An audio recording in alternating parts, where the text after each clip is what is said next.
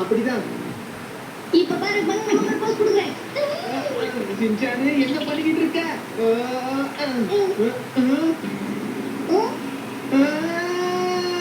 எடுத்துட்டியா போட்டோ? இந்தா உன்னோட போட்டோ. அடேங்கப்பா நீ ஒரு போட்டோகிராஃபர் தான்.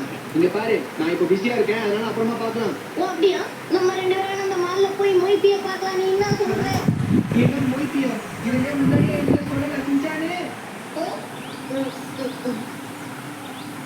அங்கதான் ஈவென்ட் நடக்குது, அதனாலதான் அந்த வேன் இங்க சுத்திக்கிட்டே இருக்கு தெரியுமா?